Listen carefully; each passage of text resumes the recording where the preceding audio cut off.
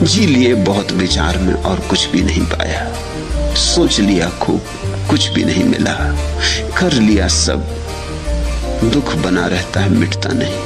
अब हम सब दांव पे लगा देना चाहते, अब हम कुछ बचाना नहीं चाहते। अब हमें आशीष दो कि हम भटक ना जाएं, कि हम बीच से लौट ना आए, कि हम डगमगा ना जाएं, कि हम पथ भ्रष्ट ना हो जाएं, कि हम मार्गच्युत ना हो जाएं, कि हम किसी और दिशा में ना बह जाएं।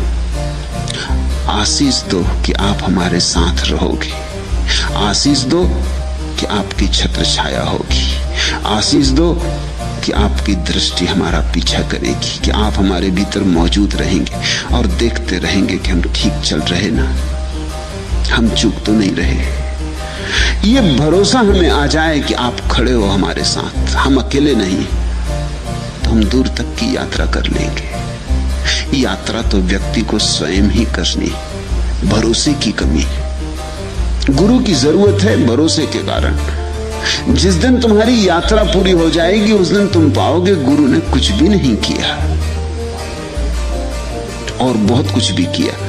कुछ भी नहीं किया इस अर्थों में कि जिस दिन तुम यात्रा पूरी कर लोगे तुम पाओगे कि गुरु पास पास तैरता रहा, तुम्हें भरोसा बना रहा कि अगर डूबूंगा तो कोई बचा लेगा, लेकिन तैरते तुम रहे, तुम तैर के पहुंचे अपने आप। शायद गुरु ने हाथ भी ना लगाया हो लेकिन पास पास तैरता रहा। तो एक अर्थ में तो कुछ भी नहीं किया, हाथ भी नहीं लगाया, हाथ लगाने की जरूरत ही नहीं है, तुम पहुंच सकते हो। इतनी शक्ति परमात्मा ने प्रत्येक को दी है कि वापस मूल स्रोत तक पहुंच जाए। इतना पाथे सभी के भीतर रखा है, इतना कलेवा तुम लेकर ही पैदा हुए हो कि यात्रा पूरी हो जाए और भोजन चुके नहीं। लेकिन तुम में भरोसे की कमी है और वह भी स्वाभाविक है। कभी जिस मार्ग पर चले नहीं उस मार्ग पर चलने में भरोसा हो कैसे? श्रद्धा का अभाव है, आत्मश्रद्धा नहीं। तुम्हें डर है कि मुझसे न हो सकेगा और तुम्हारे डर के कारण है, सुनिश्चित कारण है। छोटी छोटी चीजें की हैं और नहीं हो सकी। कभी सिगरेट पीते थे और छोड़ना चाहिए, नहीं छूटी। वर्षों मेहनत की और नहीं छूटी। कितनी ही बार तय किया और नहीं छूटी। और हर बार तय करके गिरे और हर बार तय करके पछताए और फिर पिया, फिर भूल की, फिर अपराध हुआ। धीरे धीरे ग्लानि बढ़ती गई, आत्मविश्वास खोता गया। एक बात साफ हो गई कि तुम्हारे लिए कुछ होने वाला नहीं, क्षुद्र सी बात नहीं छूटती। तो जिस आदमी को सिगरेट पीना न छूट सका हो अपने ही संकल्प से, वो ध्यान में जाए, कैसे भरोसा हो? जो आदमी कई बार निर्णय किया कि सुबह 5 बजे उठाऊंगा ब्रह्म मुहूर्त में, कभी नहीं उठ सका। अलार्म भी भरा, 5 बजे अलार्म भी बजा तो गाली दे के घड़ी को भी पटक दिया, करवट लेके फिर सो रहा। सुबह पछताया, फिर रोया, चीखा, फिर कसम खाई कि अब कल कुछ भी हो जाए उठूंगा, फिर कल यही हुआ। कितने दिन तक ऐसा करोगे? एक दिन तुम पाओगे ये अपने से नहीं होना, छोड़ो।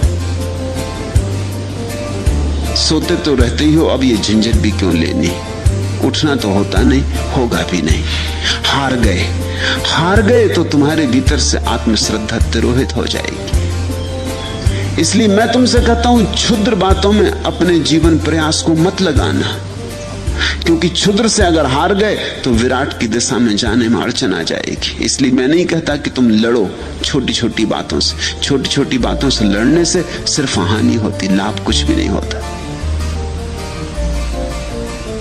मैं तो तुमसे कहता हूं, लड़ना ही हो तो किसी बड़ी बात में ही जूझना, छोटी बात में जूझना ही मत।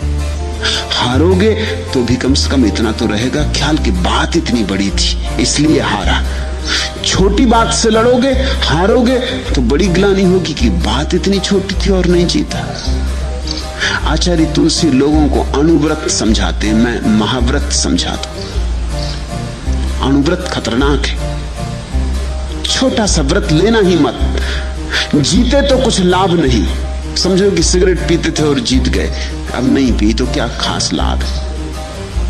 कुछ खास लाभ नहीं। जीते तो कोई आत्मगरिमा पैदा नहीं होगी।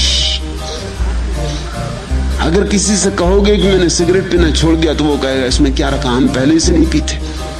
इसमें कोई खास बात नहीं हो गई। धुआं भीतर ले गए, धुआं बाहर लाए, अब नहीं ले जाते। इसमें कौन सा गुण गौरव है? इसमें तुमने कौन सी कला सिद्ध कर ली? जीते तो कुछ लाभ नहीं, और अगर हारे, और 100 में 99 मौके हैं हारने के, जीतने के नहीं। अगर हारे जिसके 99 मौके, तो बड़ी हानि। मैंने सुना है ईसप की कहानी, एक गधे ने एक सिंह को ललकारा कि आ हो जाए दो हाथ, आज तय हो जाए कि कौन इस जंगल का राजा। सिंह पूंछ दबा के भाग गया। एक लोमड़ी देखती थी, वो बड़ी हैरान हुई। ये सिंह तो हाथियों के भी चुनौतियों को कभी डरा नहीं, ये गधे से मुंह दबा के भाग गया, मामला क्या है? लोमड़ी ने पीछा किया, पूछा कि आप राजा हैं, सम्राट, और एक गधे से। उसने कहा गधे की वजह से भागा। अगर गधा हारा तो हमारी जीत से कुछ लाभ नहीं। लोग कहेंगे क्या जीते, गधे से जीते, और बदनामी होगी। अगर गधा जीत गया भूल चूक, गधा ही है, इसका क्या भरोसा, दुलत्ती मारे या कुछ हो जाए और कभी जीत जाए संयोग से, तो हम सदा के लिए मारे गए। हम नहीं मारे गए, हमारी संतति भी मारी गई। फिर सदा के लिए सिंहों का सिर झुक जाएगा। छोटे से नहीं लड़ना। मैं भी तुमसे यही कहता हूं, छोटे से मत लड़ना। लड़ना हो तो कोई बड़ा दुश्मन चुनना। जितना बड़ा दुश्मन चुनो उतना लाभ है। लड़ना हो तो धूम्रपान मत चुनना, ध्यान चुनना। लड़ो तो सिंह से लड़ो, हारे तो भी कहने को तो रहेगा कि सिंह से हारे।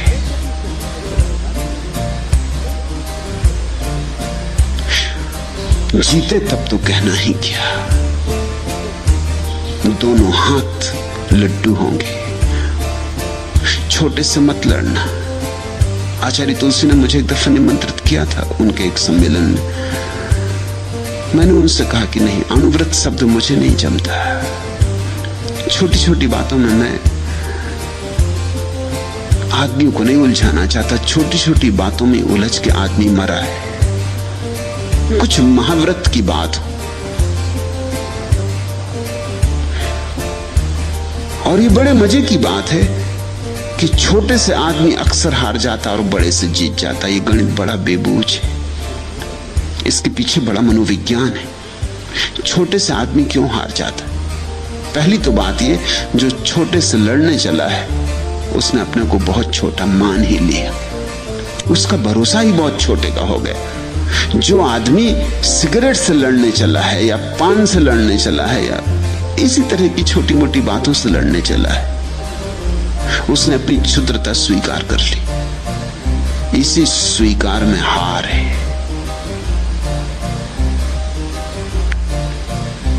समझदार आदमी सिगरेट से लड़ता नहीं। अगर नहीं पीना है तो सिर्फ छोड़ देता, लड़ता नहीं। नहीं पीना तो नहीं पीता, कौन कहता है कि पियो, सिर्फ छोड़ देता है बिना लड़े। उसे बात दिख गई कि नहीं जस्ती, कोई सार नहीं है, उस अंतर्दृष्टि में ही छूटना हो जाता। बिना लड़े हो जाए तब तो ठीक। जो आदमी कहता है लंगोटी बांधूंगा, दंड बैठक लगाऊंगा, इससे लड़ूंगा, वो पहले से हारने की बात पक्की हो गई उसकी। वो पहले ही से डरा हुआ है, वो घबरा रहा है, उसकी घबराहट उसे कपा रही। वो जानता है कि मैं जीतने वाला नहीं। वो जानता है कि घड़ी भर सिगरेट न पीऊंगा तलफ उठेगी, फिर क्या होगा। ऐसा हुआ। पहला आदमी उत्तर ध्रुव पर पहुंचा था, तो उसने जब लौट के अपने संस्मरण लिखे तो उसने संस्मरणों में लिखा कि हमें सारी सबसे बड़ी कठिनाई तब आई जब सिगरेट चुक गई। भोजन कम हो गया तो लोग एक बार भोजन करने को राजी थे, मगर जब सिगरेट चुक गई तो बड़ी मुसीबत खड़ी हो गई। लोग जहाज की रस्सियां काट काट के पीने लगे, रस्सियां। और जो उनका प्रमुख था वो तो बहुत घबराया। उसने कहा रस्सियां तुम पी गए तो ये जहाज चलेगा कैसे, वापस हम कैसे पहुंचेंगे। रस्सियों को बचाना मुश्किल हो गया, क्योंकि अधिक तो धूम्रपान करने वाले लोग थे। वो रात में उठाए चोरी से रस्सी काट के पी जाए। और कोई चीज पीने की थी भी नहीं, जहाज पर रस्सियां ही थी जो जिनमें से धुआं निकल सकता था। बामुश्किल वो लौट पाए उन रस्सियों को किसी तरह बचा बचा के। एक आदमी ये पढ़ रहा था अखबार में, हाथ में सिगरेट लिए। उसे ख्याल आया कि अगर मैं भी उस यात्रा में होता और वो श्रृंखलाबद्ध धूम्रपान करने वाला था, चेन स्मोकर था, एक सिगरेट से दूसरी जलाए, दूसरी से तीसरी जलाए, सिगरेट हाथ से छूटे ही नहीं। अभी भी अखबार पढ़ रहा था, लेकिन उसे लगा कि अगर मैं उस यात्रा में होता तो क्या मैंने भी जहाज की गंदी रस्सियां पी होती, मैंने भी। और उसने हाथ से सिगरेट छोड़ दी। उसने कहा मैं देखूंगा जब इतनी तलफ मुझ में उठे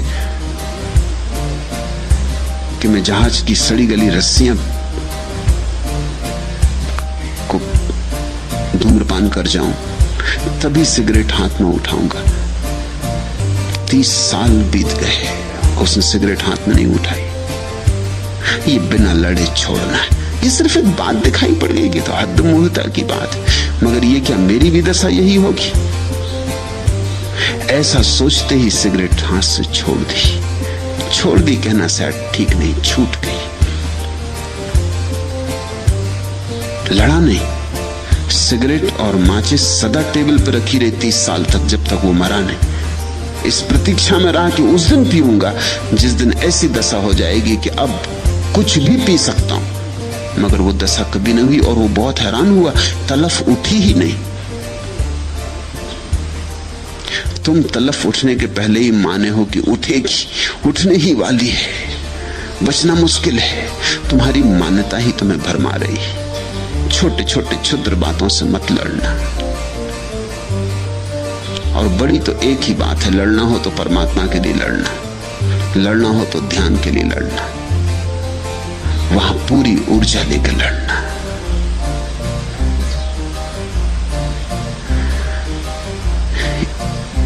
इस विराट की लड़ाई में तुम अकेले भी नहीं रहोगे।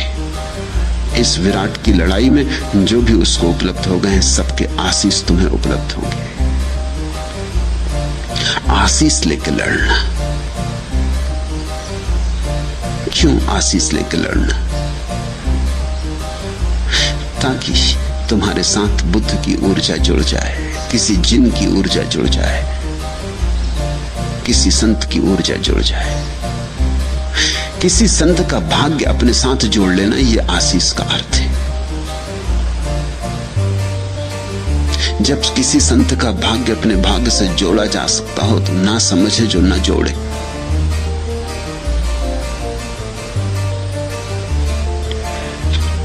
बुद्ध का आशीष लिया, चाहते थे ध्यान की गहराइयों में उतरना है। समाधि से कम उनका लक्ष्य नहीं था, इससे कम लक्ष्य रखना भी नहीं, छोटे छोटे लक्ष्य रखना ही नहीं। दूर आकाश के तारे पे आंख होनी चाहिए। और अगर तुम्हें 2 मील जाना हो तो 10 मील जाने का संकल्प होना चाहिए, तो 2 मील पहुंचोगे।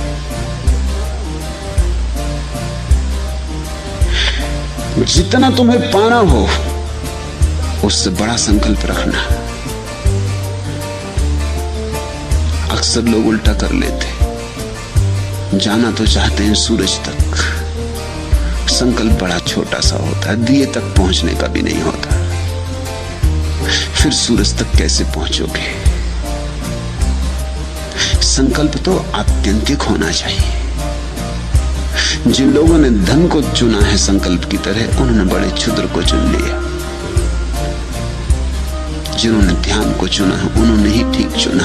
चुनौती बड़ी चाहिए ताकि तुम्हारे भीतर सोई हुई शक्तियां जाग जाएं। इसलिए क्षुद्र के साथ लड़ाई में हार हो जाती, क्योंकि क्षुद्र के चुनौती में तुम्हारे भीतर सोई हुई शक्तियां जागती ही नहीं। शक्तियां जागती तभी हैं जब उनके सामने खतरा खड़ा हो जाए। बड़ी चुनौती दो। जितनी बड़ी चुनौती होगी उतना ही विराट तुम अपने भीतर जागते हुए पाओगे। चुनौती का सामना करना है, चुनौती से जूझना है। तुमने कभी ख्याल किया, अगर किसी कठिनाई के समय में तुम जूझ पड़ते हो तो तुम्हारे भीतर बड़ी ऊर्जा होती जैसी सामान्यता नहीं होती। समझो कि घर में आग लग गई, तुम थके मांदे आए थे कि 7 दिन से यात्रा कर रहे थे और सारा शरीर टूट रहा था और तुम बिल्कुल थके मांदे थे और भूखे थे और चाहते थे कि किस तरह भोजन करके गिर पड़ो बिस्तर में और खो जाओ 2 दिन के लिए बिस्तर में, 2 दिन उठना ही नहीं। घर आए, खाने की तो बात दूर, देखा कि घर में लपटें लगी, आग जल रही, सब भूल गए। 7 दिन की थकान, शरीर का टूटा फूटा होना, भूख, निद्रा सब गई। एक क्षण में कोई ज्योति तुम्हारे भीतर भभक के उठी, एक ऊर्जा उठी, तुम जूझ गए। अब शायद तुम रात भर आंख से लड़ते रहो और नींद नहीं आएगी। और पहले तुम सोच रहे थे कि घड़ी भर भी अगर मुझे जागना पड़ा, भोजन के तैयार होने के समय की प्रतीक्षा करनी पड़ी तो मैं सो जाऊंगा, गिर जाऊंगा। क्या हुआ? कहां से ये ऊर्जा आई? एक बड़ी चुनौती सामने खड़ी हो गई। उस बड़ी चुनौती के कारण ये ऊर्जा आई। चुनौतियां चुनना बड़ी कुशलता की बात है, और अगर चुनना ही हो तो आत्यंतिक, कहो उसे समाधि, निर्वाण, मोक्ष, परमात्मा, जो नाम देना चाहो। मगर जो परमात्मा को पाने की प्रबल अभीप्सा से जग खड़ा होता है, उसके भीतर सोई हुई अंतस्थल की सारी शक्तियां जगाती, उसकी जड़ें तक कब जाती, उसके भीतर जो भी छिपा है सब प्रकट हो जाता है। क्योंकि इस बड़ी चुनौती के सामने अब कुछ भी छिपा के नहीं रखा जा सकता। अब तो सभी दांव पर लगाना होगा तो ही यात्रा हो सकती। इसलिए कहता हूं कि छोटी मोटी चीज से लड़ोगे तो हारोगे, क्योंकि तुम्हारी सोई हुई शक्तियों को चुनौती नहीं मिलती। अब सिगरेट नहीं पीना, ये बात ही सुनकर कोई तुम्हारी आत्मा जागने वाली, आत्मा कहेगी कि पियो ना पियो ठीक है, क्या फर्क पड़ता है, कि नमक नहीं खाएंगे आज, कि आज भोजन में घी नहीं लेंगे। इन सब क्षुद्र बातों से कुछ भी नहीं होता। कि पानी छान के पिएंगे, कि रात पानी नहीं पिएंगे, इन सब क्षुद्र बातों से कुछ भी नहीं होता। ऐसी कोई चुनौती की तीर की तरह छुप जाए, चुभ जाए, कि चली जाए भीतर तक, कि सारे सोए हुए अंतस्थल को कपा दे, झंझावात की तरह आए, तूफान की तरह आए और तुम्हें उठा जाए। उसी उठने में पहुंचना है। लेकिन फिर भी काश आशीष भी मिल जाए उनका जो पहुंच गए, उनका जिन्होंने पा लिया है, उनके हाथ का सहारा मिल जाए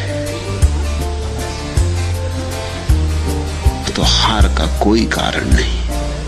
अक्सर तुम हारते हो क्योंकि क्षुद्र से लड़ते, पहली बात, और कभी कभी विराट की आकांक्षा से भी भरते हो, लेकिन तुम्हारे पास आशीष की संपदा नहीं होती, तुम अकेले पड़ जाते। दूर किनारा, विराट तो बहुत दूर है, पता नहीं कहां है किनारा। ये किनारा तो हमें पता है, दूसरा किनारा वो दिखाई भी नहीं पड़ता। सागर का दूसरा किनारा, उसकी यात्रा पर चलते हो घबराहट होती, ये किनारा छोड़ने में घबराहट होती। इसलिए तो जब तुम ध्यान करने बैठते हो तो विचार का किनारा नहीं छूटता, मन पकड़ लेता है। वो कि मन कहता है कि जो परिचित है उसको मत छोड़ो, जिसमें परिचय है उसमें सुरक्षा है, ये जाना माना है, पहचाना है, अपना है, यहां रहे हैं जन्मों जन्मों से। तुम कहां जाते, किस किनारे की तलाश करते हो? कहीं भटक ना जाओ, कहीं सागर में डूब ना जाओ, कहीं ऐसा ना हो कि ये किनारा भी हाथ से जाए और दूसरा भी ना मिले। दूसरा है, इसका पक्का क्या है?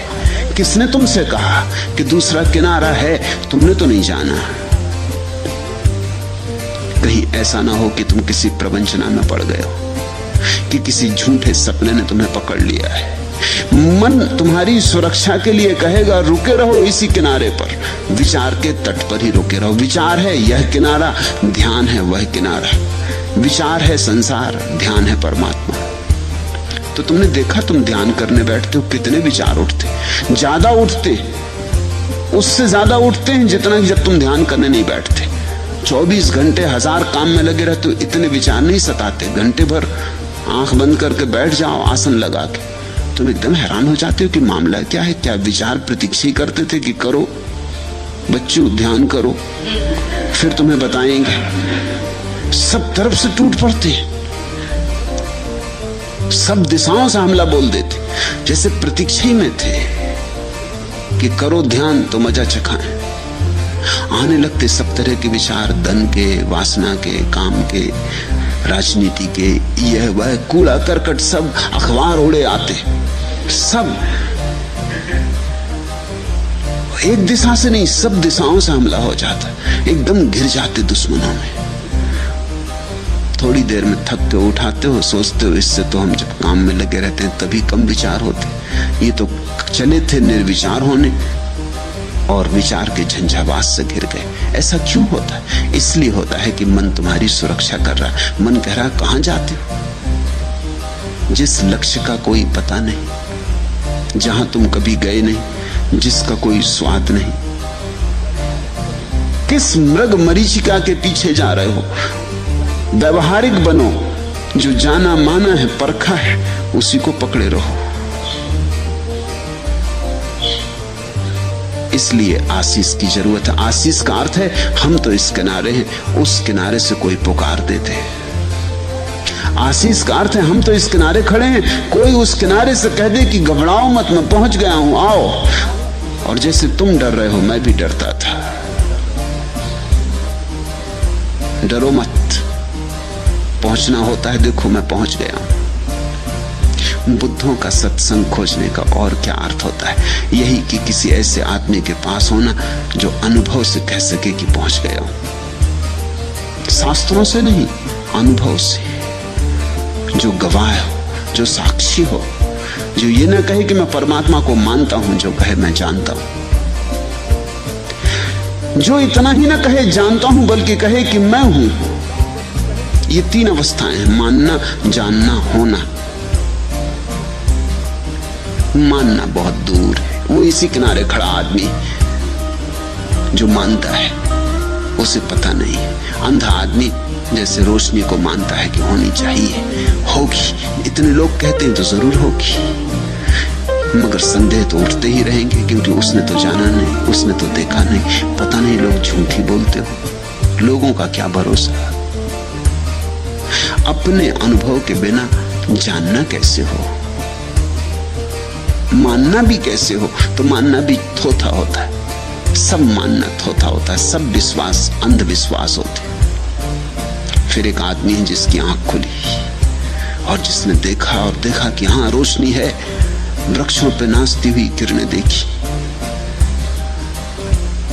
आकाश में उगा सूरज देखा, रात में घिरा आकाश चांद तारों से भरा देखा, देखे फूल, हजार हजार रंग देखे, आकाश में खिले इंद्रधनुष देखे, देखा सब और कहा कि नहीं है, ये जानना हुआ।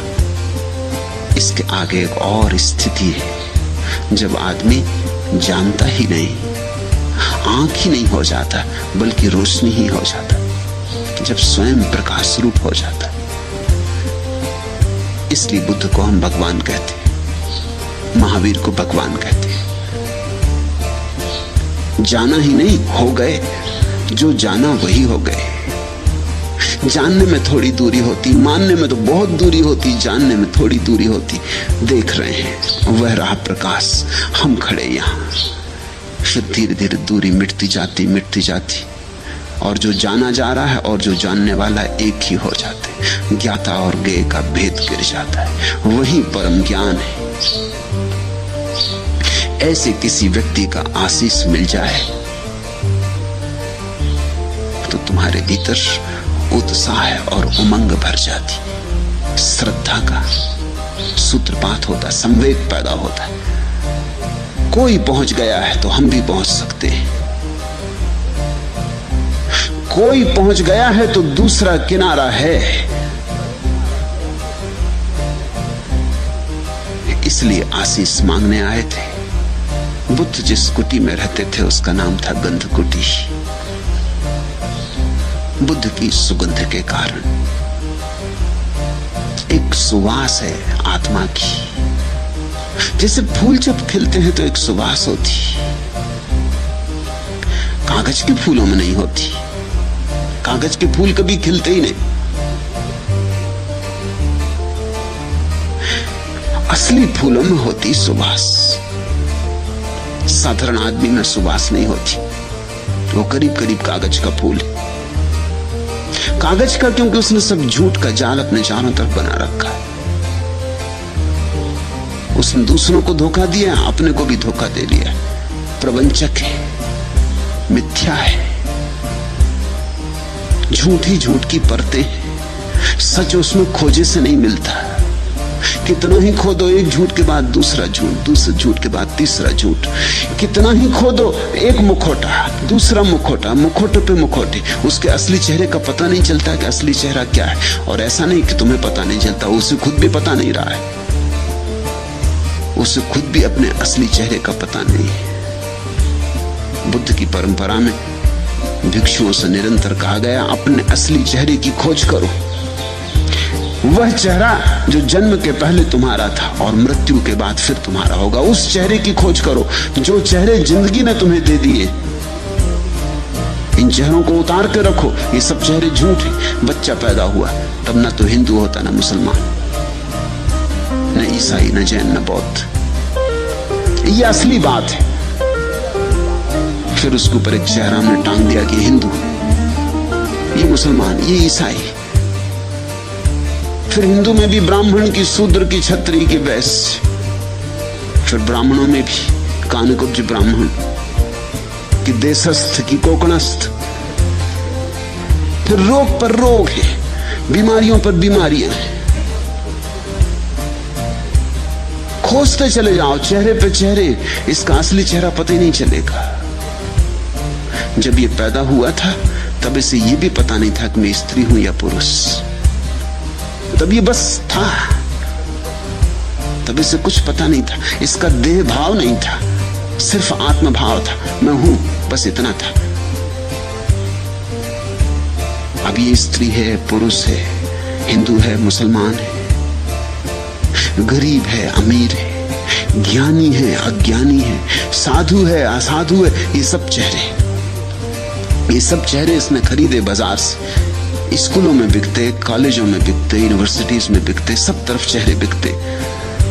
अब ये एमए हो गया, अब ये पीएचडी हो गया, अब ये डीलिट हो गया। यहाँ इस आश्रम में तुम्हें बहुत से पीएचडी बुहारी लगातू मिल जाएंगे। उन्होंने चेहरा उतार कर रख दिया, तुम पहचान भी नहीं सकोगे कि पीएचडी है। बुहारी लगाते, उतार के रख दिया चेहरा। अभी एक युवती आई, मेडिसिन में पीएचडी है। मैंने उससे कहा कि तेरा क्या इरादा है? उसने कहा कि बस मुझे झाड़ू लगानी। किसी को मैं बताना भी नहीं चाहती कि मैं पीएचडी हूं मेडिसिन में, मुझे डॉक्टर नहीं बनना।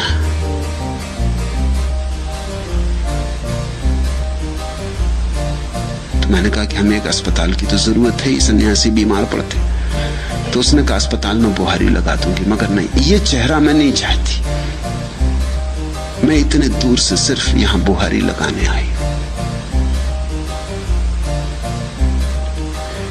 चेहरे उतारने पड़ते, उतार कर रख देने पड़ते।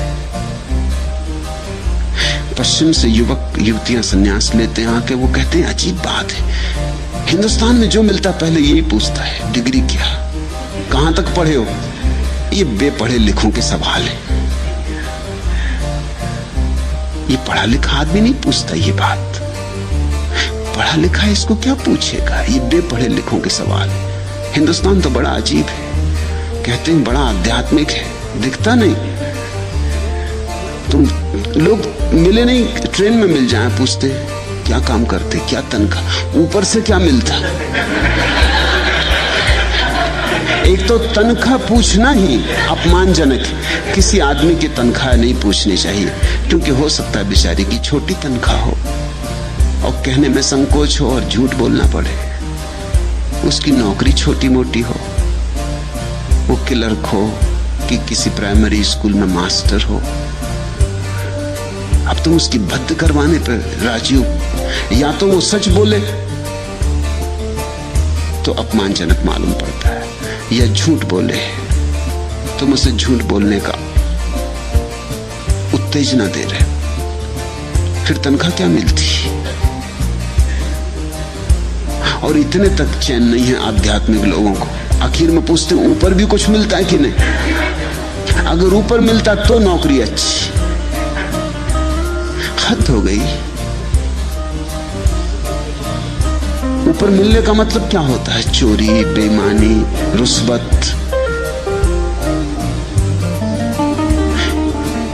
ये सब थोथे चेहरे हैं और इन थोथे चेहरों पर हमें बड़ा भरोसा है।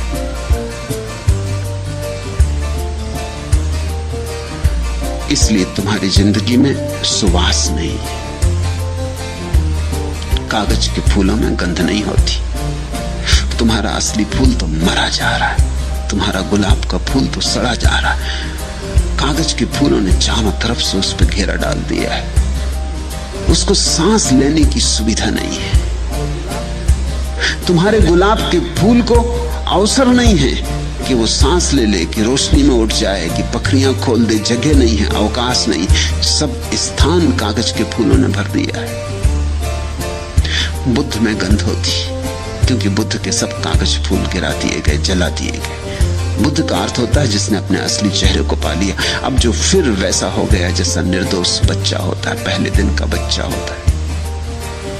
सिर्फ है, न कोई परिभाषा, न कोई सीमा, असीम हो गया। फिर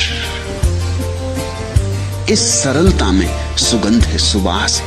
सरलता के अतिरिक्त और कहीं सुवास नहीं। इस सहजता में सुगंध है। इसलिए बुद्ध की कोठी का नाम था गंध कोठी। वहां फूल खिला था, मनुष्यता का फूल। याद रखना, तुम भी फूल हो, चाहे अभी कली में दबे हो, या हो सकता है अभी कली भी पैदा ना हुई, अभी वृक्षों की किसी शाखा में दबे हो, या हो सकता है अभी वृक्ष भी पैदा ना हुआ हो, किसी बीज में पड़े हो, मगर तुम भी फूल हो। और अपनी सुगंध को खोजना है, और अपनी सुगंध को मुखर करना है, अपनी सुगंध को प्रकट करना है, अभिव्यंजना देनी। जो गीत तुम्हारे भीतर पड़ा है उसे गाया जाना है, और जो नाच तुम्हारे भीतर पड़ा है उसे नाचा जाना है। नाचोगे, गाओगे, खिलोगे तो ही परितृप्ति है। उस परितृप्ति में ही, उस संतोष में ही एक सुगंध है जो इन नासापुटों से नहीं पहचानी जाती। उसे पहचानने के लिए भी और नासापुट चाहिए। जैसे भीतर की आंख होती है, ऐसे भीतर के नासापुट भी होते। जरूरी नहीं कि तुम बुद्ध के पास जाओ तो तुम्हें सुगंध मिले। तुम अगर अपनी दुर्गंध से बहुत भरे हो तो शायद तुम्हें बुद्ध की सुगंध का पता भी ना चले। तुम अगर अपने शोरगुल से बहुत भरे हो तो तुम्हें बुद्ध का शून्य और संगीत उस शून्य का कैसे सुनाई पड़ेगा।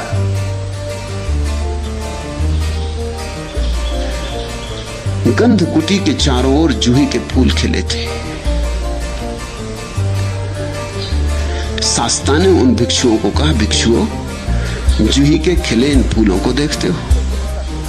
एक फूल तो बुद्ध का खिला था, मगर शायद अभी ये भिक्षु उसे नहीं देख सकते, इसलिए मजबूरी है। और बुद्ध को कहना पड़ा, भिक्षुओं, इन जूही के खिले फूलों को देखते हो? ये सुवासित फूल, इन पर ध्यान दो। इन फूलों में कई राज छिपे हैं। एक तो कि ऐसे ही फूल तुम हो सकते हो, ऐसी ही सुवास तुम्हारी हो सकती है। दूसरा, ये फूल सुबह खिलते हैं, सांझ मुरझा जाते हैं। ऐसा ही ये मनुष्य का जीवन है। इसमें मोह मत लगाना। ये आया है, ये जाएगा। इसमें मुट्ठी मत बांधना। इसके साथ कृपणता का संबंध मत जोड़ना। ये तो आया है और जाएगा।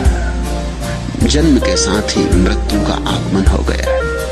ये फूल अभी कितने खुश दिखाई पड़ते हैं, सांझ मुरझा जाएंगे, गिर जाएंगे, धूल में खो जाएंगे। ऐसा ही जीवन है। जो जीवन को पकड़ना चाहता है वो सदा दुख में ही रह जाता है। जीवन को पकड़ो मत, ये पकड़ा जा नहीं सकता, बहता है बहने दो। इसे समझो, ये ध्यान की आधारशिला है। तुम्हारे जीवन का दुख क्या है?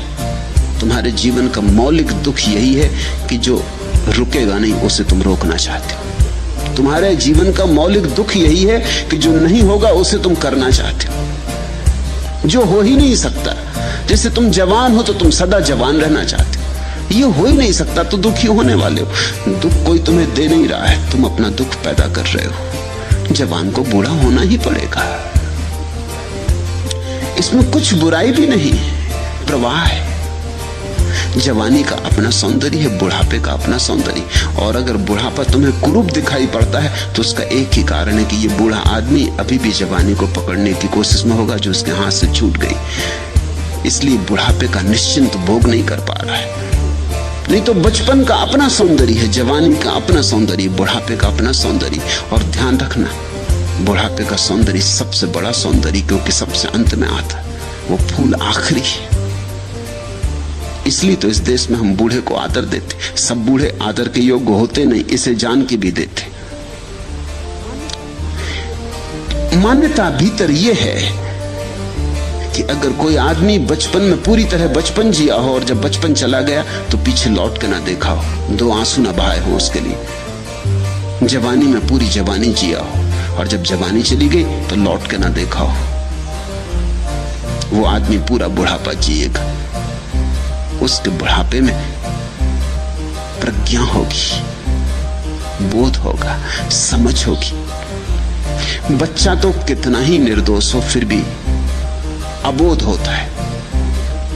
उसकी निर्दोषता में एक तरह का अज्ञान होता है। उसकी निर्दोषता अज्ञान की पर्यायवाची होती। वो निर्दोष है क्योंकि अभी उसने जाना नहीं है। जवानी जिद्दी होती, जवानी सपनों से भरे हुए समय का नाम है। जवानी हजार सपने देखती है और हजार तरह की विपदाओं में पड़ती है। जवानी में हजार तरह की मूढ़ताएं सुनिश्चित है। जवानी एक तरह की मूढ़ता है, एक तरह का नशा है। जवानी एक तरह की मदहोशी है। जवानी में बड़ी गति है और बड़ी त्वरा है और बड़ी ऊर्जा है, लेकिन बड़ी विक्षिप्तता भी है। बुढ़ापा में जवानी की मूढ़ता गई, विक्षिप्तता गई, पागलपन गया, जवानी का जोश खरोश गया, जवानी की उत्तेजना ज्वर गया, बचपन का अज्ञान गया। जीवन के सारे अनुभव बूढ़े को ताजा कर जाते, निखार जाते, शुद्ध कर जाते। अब न वासना के अंधड़ उठते, न बचपन का अज्ञान खिलौनों में उलझाता, न जवानी की विक्षिप्तता पद धन प्रतिष्ठा की दौड़ में महत्वाकांक्षा जगाती। एक शांति उतरनी शुरू हो जाती। बूढ़ा एक अपूर्व संतोष से भरने लगता। सब जो देखना था देख लिया, सब जो जानना था जान लिया, अब घर लौटने लगता। लेकिन हमारी तकलीफ ये है कि हम में से बहुत कम लोग बूढ़े हो पाते हैं। बूढ़े हों कैसे? जो बूढ़े हैं वो भी अभी जवानी का विचार करते रहते, बचपन का विचार करते रहते, कहते हैं अरे वो दिन गजब के थे। जो आदमी ये कहे कि जो दिन बीत गए वो गजब के थे, समझना ये आदमी बढ़ नहीं पाया, ये प्रौढ़ नहीं हुआ। क्योंकि अगर वो दिन गजब के थे तो ये दिन और गजब के होने चाहिए, क्योंकि उन्हीं गजब के दिनों के ऊपर खड़े। और जब ये दिन गजब के नहीं है तो वो दिन भी गजब के नहीं हो सकते। जब बुढ़ापे में सौंदर्य नहीं है तो जवानी कैसे सुंदर रही होगी। अगर गंगा सागर में गिरने के करीब गंगा नहीं है तो गंगोत्री में कैसे गंगा रही होगी।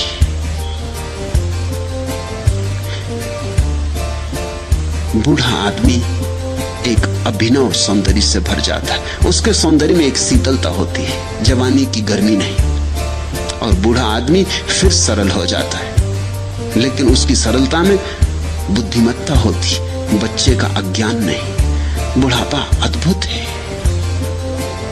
और जो आदमी ठीक से बूढ़ा हो गया, न पीछे लौट तक देखता जवानी को, न याद करता बचपन को, वो आदमी अब मृत्यु में भी उतने ही आनंद से प्रवेश कर सकेगा। क्योंकि बुढ़ापे का डर क्या है कि कहीं मैं बूढ़ा ना हो जाऊं, वो डर यही है कि बुढ़ापे के बाद फिर आखिरी कदम मौत है। तो जवान जवानी में ही रुक जाना चाहता है, सब तरह की चेष्टाएं करता है, किसी तरह पैर जमा के खड़ा हो जाऊं, ये जो नदी की धार सब बहाए ले जा रही, ये मुझे अपवाद की तरह छोड़ दे। तो दुख ही दुख होगा। सुख किसे होता है? सुख उसे होता है जिसकी जीवन से कोई मांग नहीं, जीवन जो करता है उसे स्वीकार करने का भाव है। तथाता में सुख है। जवानी तो जवानी में, बुढ़ापा तो बुढ़ापा। आज किसी का प्रेम मिला तो प्रेम, और कल प्रेम खो गया तो उतना ही शांत भाव। आज महल थे तो ठीक, कल झोपड़े आ गए तो ठीक। लेकिन दुनिया में दो तरह के मूड हैं। अगर झोपड़ा है तो वो चाहते महल होना चाहिए, अगर महल है तो वो चाहते झोपड़ा होना चाहिए। बड़ी मुश्किल। आदमी जहां है वहां राजी नहीं। अगर झोपड़ा है तो वो कहते हैं जब तक महल न मिल जाए मैं सुखी नहीं हो सकता, और महल मिल जाए तो आदमी सोचने लगता है महलों में कहां सुख है, जब तक मैं भिखारी ना हो जाऊं सड़क का तब तक कहां सुख होने वाला है। गरीब अमीर होने की सोचता, अमीर गरीब होने की सोचता है।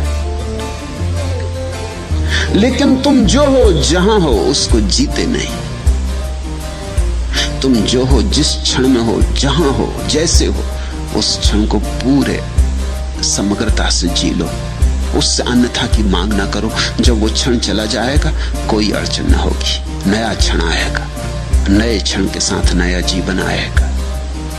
तो फूलों में ये भी संदेश है, और फूलों में ये भी संदेश है कि ये जीवन सदा रहने को नहीं, आज है कल नहीं हो जाएगा। इसलिए ये यात्रा है, मंजिल नहीं। यहां घर मत बना लेना। सम्राट अकबर ने फतेहपुर सीकरी का नगर बसाया, बस तो कभी नहीं पाया। नगर बसते कहां? जब तक नगर बसा तब तक अकबर के मरने के दिन करीब आ गए, फिर जा नहीं पाया। नगर सदा से बेबसा रहा।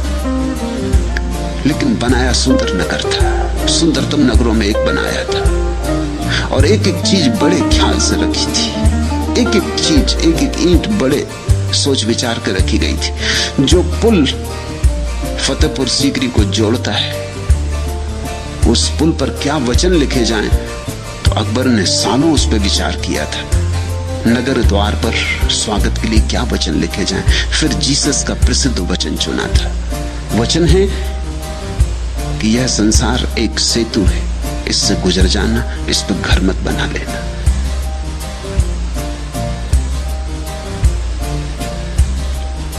फूल में यह संदेश है, यहां सब बीत जाएगा, घर मत बना लेना। घर जो बना लेता है जीवन में वही ग्रस्त है, और जो घर नहीं बनाता वही संन्यास्त है। संन्यास के लिए घर छोड़ के जाने की जरूरत नहीं, संन्यास के लिए घर बनाने की आदत छोड़ने की जरूरत है। संन्यास के लिए यहां कोई घर घर नहीं है, सभी सराय, जहां ठहरे वही सराय। इसका यह मतलब नहीं है कि सराय को गंदा करो, कि सराय है अपने को क्या लेना देना। इसका यह भी मतलब नहीं कि सराय कैसी भी हो तो चलेगा। सराय को सुंदर करो, सुंदरता से रहो, लेकिन ध्यान रखो कि जो आज है वो कल चला जाएगा। यह जीवन का स्वभाव है। तो बुद्ध ने कहा, भिक्षुओं, जुए के इन खिले फूलों को देखते हो, ये सांझ मुरझा जाएंगे। ऐसा ही क्षणभंगुर जीवन है, अभी है अभी नहीं। इन फूलों को ध्यान में रखना भिक्षुओं। यह स्मृति ही क्षणभंगुर के पार ले जाने वाली नौका है। क्यों? जो क्षणभंगुर को पकड़ना चाहता है उसके भीतर विचारों का तूफान उठेगा। विचार है क्या? क्षणभंगुर को पकड़ने की चेष्टाएं, क्षणभंगुर को स्थिर करने की चेष्टाएं। विचार है क्या? घर बनाने की ईंटें। इसलिए जो क्षणभंगुर को पकड़ना नहीं चाहता उसके भीतर विचार अपने आप छीन हो जाते। सार ही क्या है? जब सब चला जाना है तो इतने सोच विचार से क्या होगा? इतनी योजनाएं बनाने का क्या अर्थ है? अतीत चला गया, भविष्य भी आएगा और चला जाएगा, और वर्तमान बहा जा रहा है।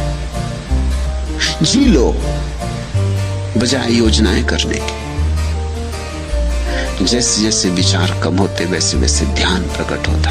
ध्यान है निर्विचार चित्त की दशा, वही नौका है, वही पार ले जाएगी। विचारों ने बांध रखा है जंजीरों की तरह इस तट से ध्यान ले जाएगा नौका की तरह उस तट पर। भिक्षुओं ने फूलों को देखा और संकल्प किया, संध्या तुम्हारे कुम्भलाकर गिरने के पूर्व ही हम ध्यान को उपलब्ध होंगे, हम रागादि से मुक्त होंगे। फूलो तुम हमारे साक्षी रहो।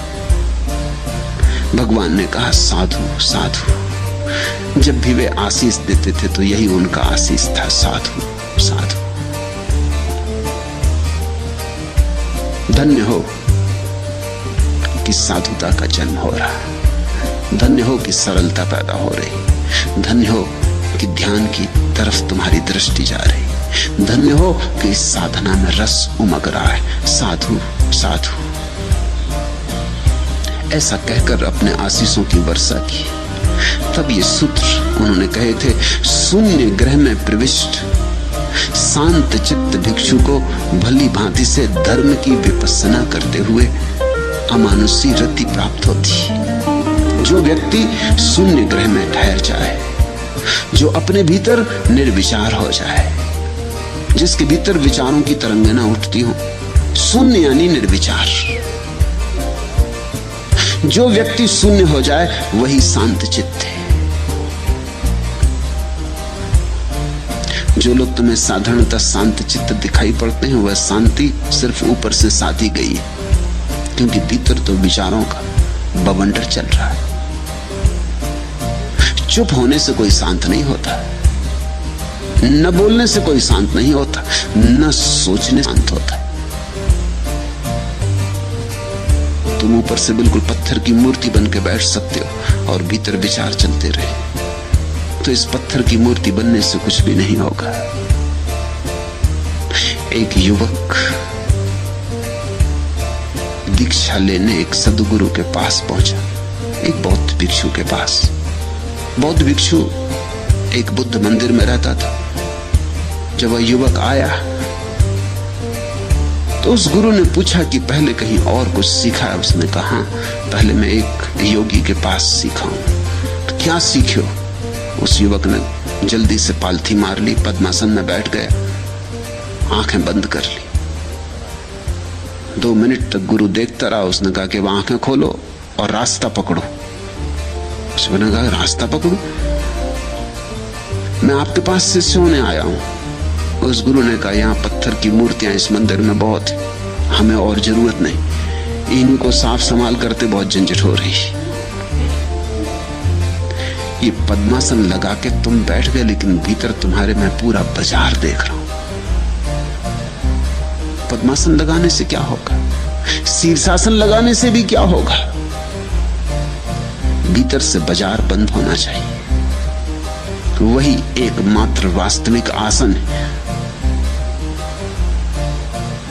शरीर के आसनों में मत उलझ जाना। असली सवाल मन का है। वहां शून्यता होनी चाहिए तो शांत चित्त होता कोई, और जो शांत चित्त होता वही धर्म की विपස්සना कर पाता है। विपස්සना का अर्थ होता है लौट के देखना। जो पतंजलि के शास्त्र में पतंजलि ने जिसे प्रत्याहार कहा है, पीछे लौट कर जाना, जिसको महावीर ने प्रतिक्रमण कहा है, आक्रमण यानी बाहर जाना, दूसरे पर हमला, प्रतिक्रमण यानी अपने पर आना, जिसको जीसस ने मेटानॉया कहा है, वापसी, उसी को बुद्ध विपස්සना कहते हैं। विपස්සना का अर्थ होता है लौट के अपने स्रोत को देखना। जब विचारों का जाल हट जाता है और सामने सिर्फ शून्य रह जाता, तभी तुम लौट के पीछे देख सकते हो। नहीं तो विचार तुम्हें पकड़े रहते हैं, लौटने नहीं देते। विचारों के उलझाव के कारण तुम अपने मूल स्रोत को देखने से वंचित रह जाते हो। जो उस मूल स्रोत को देख लेता है, ये बुद्ध का वचन बड़ा अद्भुत है, वो अमानुषी रति को उपलब्ध हो जाता है। वो ऐसे संभोग को उपलब्ध हो जाता है जो मनुष्यता के पार है। जिसको मैंने संभोग से समाधि की ओर कहा है, उसको ही बुद्ध अमानुषी रति कहते।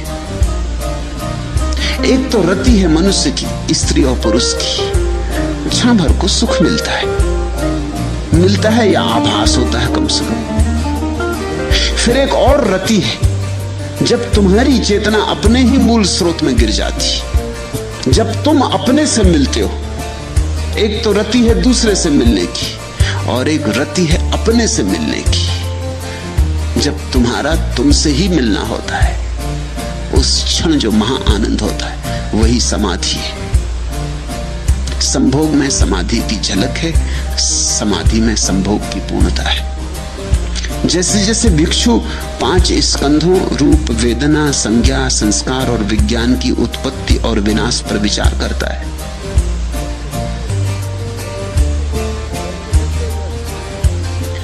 वैसे वैसे वह ज्ञानियों की प्रीति और प्रमोद रूपी अमृत को प्राप्त करता है। एक तो अज्ञानी का प्रेम है, एक ज्ञानी का प्रेम है। धन्यभागी हैं वे जो ज्ञानी की प्रेम दशा को पालें, अभागे हैं वे जो अज्ञानी के प्रेम में ही पड़े रहें और भटक जाएं। इनके भेद को ख्याल में लेना। अज्ञान से भरा हुआ प्रेम क्या है?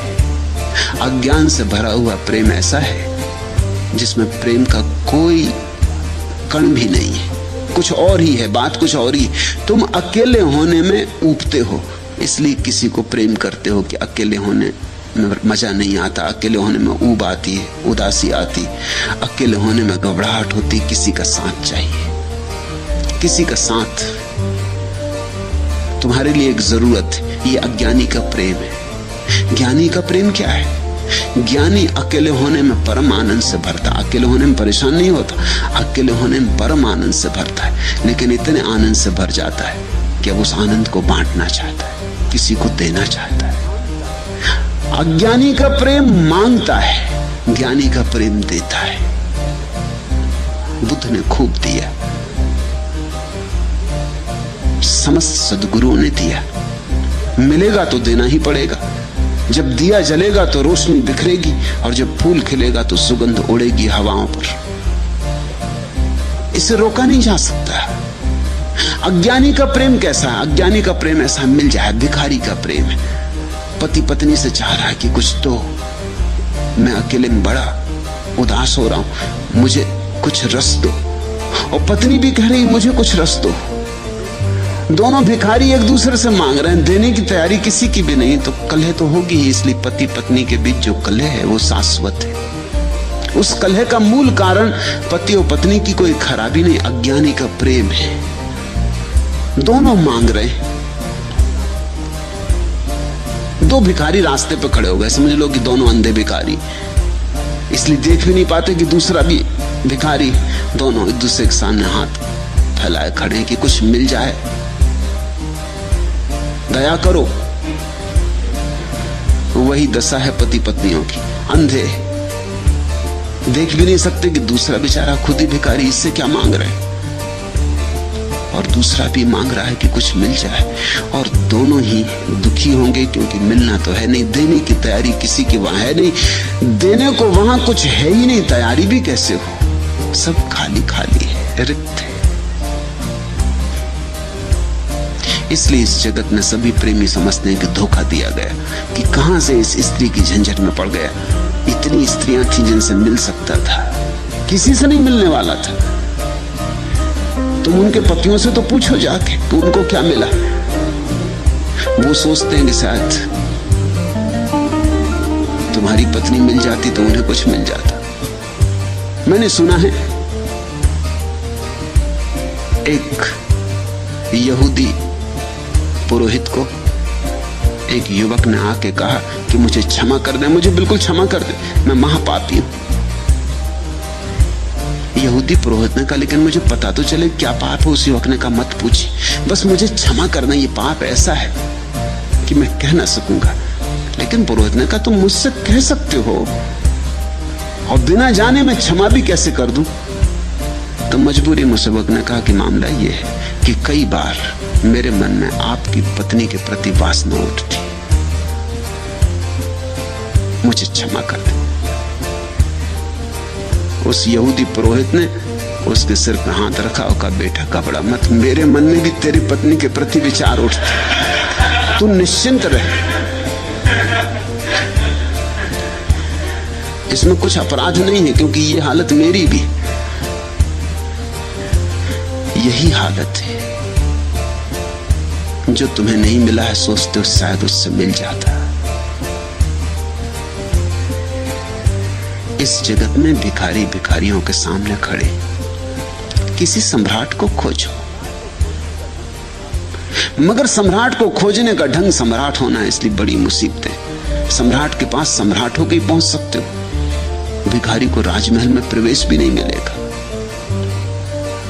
सम्राट को खोजने का उपाय सम्राट होना है। अगर बुद्धों से सत्संग चाहते हो तो ध्यानी बनो, धीरे धीरे तुम्हारा सम्राट भी भीतर पैदा हो, फिर खूब प्रेम बरसता है, प्रेम ही प्रेम बहता है, प्रेम की रफ्तार बहती, वह वैसे ही वैसे जैसे जैसे विपस्सना को उपलब्ध होता है और जैसे जैसे देखता है संसार में सब क्षणभंगुर है, यहाँ कुछ ठहरने वाला नहीं, वैसे वैसे ज्ञानियों की प्रीति और प्रमोद रूपी अमृत को प्राप्त करता है। और जब देने की कला आ जाती है और देने की क्षमता आ जाती तो सुख है, सुख देने में, लेने में नहीं। तुमने भी कभी कभी जीवन में निरीक्षण किया होगा इस बात का कि जब तुम देते हो तब एक तरह का सुख मिलता है, कुछ भी थोड़ा सा भी दे दो, और जब तुम लेते हो तब पीछे थोड़ी सी ग्लानि होती है, लेने में तुम दीन हो जाते। इसलिए एक बात जानना, अगर तुम किसी को कुछ दो तो ख्याल रखना वो तुम्हें कभी क्षमा नहीं कर पाएगा, वो तुमसे बदला लेगा। इसलिए अक्सर होता, लोग कहते हैं हमने तो नेकी की, हमें बदले में बदी मिली, उसमें राज है। इसलिए ज्ञानियों ने कहा नेकी कर और कुएं में डाल, फिर उसको बिल्कुल भूल ही जा, उसकी याद ही मत दिलाना, नहीं तो जिस आदमी के साथ नेकी की वही तेरी गर्दन काटेगा, क्योंकि उसको तूने दीन कर दिया। एक आदमी आया, तुमने उसे 100 रुपए दे दिए और तुम्हारे मन में बड़ा नेकी का भाव उठा कि देखो कितना गजब का काम कर रहे हैं, इसको 100 रुपए दे रहे हैं। तुम तो गजब का काम कर रहे हो, उस आदमी पे क्या गुजर रही, वो ये देख रहा है कि अच्छा कभी मौका मिला तो देख लेंगे, तुम ऐसे अकड़े जा रहे, ऐसे फूले जा रहे हो, आज हम मुसीबत में हैं, ठीक है, हाथ फैलाने पड़े तुम्हारे सामने, ठीक है। वो सदा प्रार्थना करेगा कभी ऐसा दिन आए कि तुम भी हमारे सामने हाथ फैलाओ, तभी वो तुम्हें क्षमा कर पाएगा, नहीं तो क्षमा नहीं कर पाएगा। वो तुम्हारा दुश्मन हो गया, तुमने एक दुश्मन बना लिया। देना इस ढंग से कि लेने वाले को पीड़ा ना हो तो ही, नहीं तो तुम क्षमा नहीं किए जा सकोगे। देना इस ढंग से कि लेने वाले को पता ना चले, इसलिए गुप्त दान की महिमा है। देना इस ढंग से कि लेने वाले को यह ख्याल ही ना हो कि देने वाला वहां अकड़ के खड़ा था और देने में मजा ले रहा था। देना विनम्रता से, देना झुक के, हाथ तुम्हारा नीचा हो इस ढंग से देना, लेने वाले का हाथ ऊपर रहे इस ढंग से देना, ताकि लेने वाले को ऐसा लगे कि लेके उसने तुम पर कृपा की है, अनुग्रह किया, फिर तुम्हारे लिए कभी नेकी के बदले में बदी नहीं मिलेगी। जिसके भीतर देने की पात्रता आ जाती है, पात्र भर जाता है प्रेम से, उसी के भीतर प्रमोद होता है। प्रमोद है देने का आनंद, सबसे बड़ा आनंद है इस जगत में देने का आनंद, और सबसे बड़ी देने की चीज है इस जगत में ध्यान। नंबर 2 पर प्रेम। ये 2 बड़ी से बड़ी संपदाएं हैं, ध्यान की और प्रेम की। जो सेवा सत्कार स्वभाव वाला है और आचार कुशल है, वह आनंद से ओतप्रोत होकर दुख का अंत करेगा। जैसे जूही अपने कुमलाए फूलों को छोड़ देती है, वैसे ही है भिक्षुओं, तुम राग और द्वेष को छोड़ दो। द्वितीय दृश्य। श्रावस्ती का एक निर्धन पुरुष हल चलाकर किसी भांति जीवन यापन करता था। वह अत्यंत दुखी था, जैसे कि सभी प्राणी दुखी। फिर उस पर बुद्ध की ज्योति पड़ी, वह संन्यास्त हुआ, किंतु संन्यास्त होते समय उसने अपने हल नंगल को विहार के पास ही एक वृक्ष पर टांग दिया। अतीत से संबंध तोड़ना आसान भी तो नहीं, चाहे अतीत में कुछ हो या ना हो तो छोड़ना शायद और भी कठिन होता है। संन्यास्त हो कुछ दिन तो वह बड़ा प्रसन्न रहा और फिर उदास हो गया। मन का ऐसा ही स्वभाव है, द्वंद्व, एक अति से दूसरी अति। इस उदासी में वैराग्य से वैराग्य पैदा हुआ। वो सोचने लगा इससे तो गृहस्थी बेहतर थी, ये कहां की झंझट मोल ले ली, इस संन्यास्त होने में क्या सार है। इस विराग से वैराग्य की दशा में वह उस हल को लेकर पुनः ग्रस्त हो जाने के लिए वृक्ष के नीचे गया, किंतु वहां पहुंचते पहुंचते ही उसे अपनी मूढ़ता दिखी। उसने खड़े होकर ध्यानपूर्वक अपनी स्थिति को निहारा कि मैं ये क्या कर रहा हूं। उसे अपनी भूल समझ आई, पुनः विहार वापस लौट आया। फिर यह उसकी साधना ही हो गई। जब जब उसे उदासी उत्पन्न होती वो वृक्ष के पास जाता, अपने हल को देखता और फिर वापस लौट आता। भिक्षुओं में उसे बार बार अपने हल नंगल को देखते और बार बार नंगल के पास जाते, उसका नाम ही नंगल कुल रख दिया। लेकिन एक दिन वह हल के दर्शन करके लौटता था कि अरहत्व को उपलब्ध हो गया और फिर उसे किसी ने दोबारा हल दर्शन को जाते नहीं देखा। भिक्षुओं को स्वभावतः जिज्ञासा जगी, इस नंगल कुल को क्या हो गया है, अब नहीं जाता उस वृक्ष के पास, पहले तो बार बार जाता था। उन्होंने पूछा, आवुस नंगलकुल, अब तू उस वृक्ष के पास नहीं जाता, बात क्या है? नंगलकुल हंसा और बोला, जब तक आसक्ति रही अतीत से जाता था, जब तक संसर्ग रहा तब तक गया, अब वह जंजीर टूट गई, मैं अब मुक्त हूं। इसे सुन भिक्षुओं ने भगवान से कहा, बनते यह नंगलकुल झूठ बोलता है, यह अरहत्व प्राप्ति की घोषणा कर रहा है, ये कहता मैं मुक्त हूं। भगवान ने करुणा से उन भिक्षुओं की ओर देखा और कहा, भिक्षुओं, मेरा पुत्र अपने आप को उपदेश दे, प्रवजित होने के कृत्य को समाप्त कर लिया है, उसे जो पाना था उसने पा लिया और जो छोड़ना था छोड़ दिया है, वह निश्चय ही मुक्त हो गया है। तब उन्होंने ये दो सूत्र कहे, अत्तना चोदयत्तानम पटिवासे अत्तम तना सो अत्तगुत्तो सातिमा सुखम भिक्खु विहाहिसी अत्ता ही अत्तनो नाथो अत्ता ही अत्तनो गति तस्मा संजमत्तानम अस्सम भद्रम व वाणिजो। जो आप ही अपने को प्रेरित करेगा, जो आप ही अपने को संलग्न करेगा, वह आत्मगुप्त अपने द्वारा रक्षित स्मृतिवान भिक्षु सुख से विहार करेगा, वह मुक्त हो जाता है। मनुष्य अपना स्वामी आप है, आप ही अपनी गति है, इसलिए अपने को संयमी बनावे, जैसे सुंदर घोड़े को बनिया संयत करता है। पहले दृश्य को समझ लें, प्यारा दृश्य है, एक निर्धन आदमी बुद्ध के विहार के पास ही अपना हल चला के छोटी मोटी खेती बाड़ी करता था। निर्धन था बहुत, किसी भांति जीवन यापन होता था, 2 सूखी रोटी मिल जाती थी, फटे पुराने वस्त्र, नंगा नहीं था, रूखी सूखी रोटी, भूखा नहीं था, मगर जीवन में और कुछ भी न था। एक गहन बोझ की तरह जीवन को ढो रहा था। वह अत्यंत दुखी था, जैसे कि सभी प्राणी दुखी हैं। गरीब दुखी हैं, गरीबी के कारण नहीं, क्योंकि अमीर भी दुखी। जो हार गए वो दुखी हैं, हारने के कारण नहीं, क्योंकि जो जीत गए वो भी दुखी। बुद्ध कहते हैं यहां सभी दुखी हैं, मनुष्य होने में ही दुख समाया हुआ है।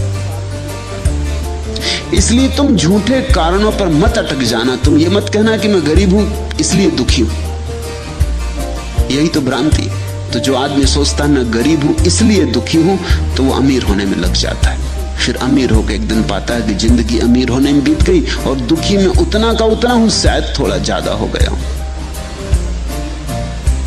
क्योंकि गरीब आदमी ज्यादा दुख भी नहीं खरीद सकता। गरीब की हैसियत कितनी, अमीर आदमी ज्यादा दुख खरीद सकता है, उसकी हैसियत ज्यादा। गरीब आदमी की दुख में भी तो क्षमता होती ना। अब एक आदमी गरीब है तो बैलगाड़ी में चलेगा, हवाई जहाज में उड़ने का दुख नहीं जान सकता, कैसे जानेगा? वो तो कोई हवाई जहाज में उड़े तब। विरला परिवार की एक महिला को कोई मेरे पास लाया, उसकी कठिनाई क्या थी? उसकी कठिनाई थी हवाई जहाज में उड़ने में उसे बड़ा भय लगता, और रेलगाड़ी में वो चल भी नहीं सकती, वो प्रतिष्ठा से नीचे है। अब ये दुख कोई गरीब कैसे जानेगा? और हवाई जहाज में उड़ने में डर लगता है, पसीना पसीना हो जाती, हृदय की धड़कन बढ़ जाती, ब्लड प्रेशर बढ़ जाता है, और रेलगाड़ी में चले कैसे? अब ये दुख कोई गरीब जान सकता? ये बहुत मुश्किल है मामला। गरीब को ये दुख कहां? गरीब झोपड़े में रहने का दुख जान सकता है, महलों में रहने का दुख अमीर ही जान सकता है, गरीब नहीं जान सकता। गरीब रूखी सूखी रोटी का दुख जानता है, अमीर सुस्वादु भोजनों का दुख जानता है। यहां मेरे पास जितने अमीर आते हैं उनके दुख अलग, अभी बड़े अलग दुख है। गरीब का लड़का शराब पिए तो पिए कहां से? नौकरी भी नहीं लगी है अभी शराब तो बड़ी आगे की मंजिल है। एक महारानी मुझसे मिलने आई कुछ दिन पहले, उनका लड़का दिन भर नशा किए पड़ा रहता और काम ही नहीं करता, कुछ उठ भी नहीं सकता बिस्तर से, इतना नशा किए रहता। महारानी का लड़का है। मैंने कहा ये योग्य भी है, कोई गरीब का लड़का नहीं। गरीब का लड़का होता तो कुछ और तरह के दुख झेलता, अमीर का लड़का है तो यही दुख झेलेगा। अब धीरे धीरे तो और तरह के ड्रग्स में पड़ गया है। शराब से अब काम नहीं चलता, शराब इतनी पी डाली है कि अब शराब से नशा नहीं होता। अब तो शराब ही बह रही उनके खून में, अब तो मच्छर भी उनको काटते होंगे तो नशा चढ़ता होगा। तो अब उसको और ड्रग्स चाहिए, एलएसडी। अब गरीब ने तो एलएसडी का नाम भी नहीं सुना, मारिजुआना। अब गरीब ने तो ये नाम भी नहीं सुना। और अब मुंह से लेने से काम नहीं चलता, अब वो अपने को खुद इंजेक्शन मारता रहता। ये आखिरी दशा है। बस उठ के सुबह से एक इंजेक्शन मार लिया, फिर पड़ गए, फिर जब होश आया फिर एक इंजेक्शन मार लिया। अब उसकी हालत खराब होती जा रही, रोज रोज खराब होती जा रही। अब महारानी मुझसे कहती थी कि क्या करूं, इसको अमेरिका ले जाऊं। मैंने कहा अमेरिका ले जाने से क्या होगा, अमेरिका तो इसका यहीं आ ही गया। अमेरिका में यही हो सकता था, ये तो इसने कर ही लिया। अब इसको वहां काहे के लिए ले जाना? नहीं, उनका चिकित्सा के लिए। ये वहां जाके और बिगड़ेगा, क्योंकि वहां और विकसित ड्रग उपलब्ध हो गए। मैंने कहा अमेरिका ले जाओ तो कैलिफोर्निया ले जाओ। गरीब के दुख हैं छोटे मोटे, अमीर के दुख हैं और बड़े, क्योंकि वो ज्यादा दुख खरीद सकता है, उसका फैलाव बड़ा है। वो दुखों में चुनाव भी कर सकता है, ये दुख लें कि वो दुख लें, कौन सा दुख खरीदे? भारतीय दुख खरीदें कि विदेशी दुख खरीदें? किस तरह का दुख खरीदें? अब गरीब आदमी तो भारतीय दुख खरीद सकता है, अमीर आदमी विदेशी दुख खरीद लेता। गए पश्चिम और एक विदेशी स्त्री से विवाह कर ला, ये विदेशी दुख। ये बहुत कठिन दुख है।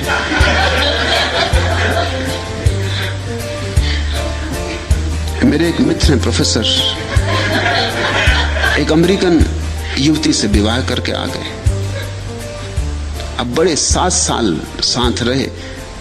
मेरे पड़ोस में ही रहते थे। जब मैं विश्वविद्यालय में शिक्षक था तो मेरे पास ही रहते। उनका दुख 24 घंटे वही, हर चीज में दुख। क्योंकि जब अमेरिकन स्त्री से शादी किया तो फिर अमेरिकन लहजा चाहिए। अब अमेरिकन स्त्री है, वो शराब भी पिएगी, सिगरेट भी पिएगी।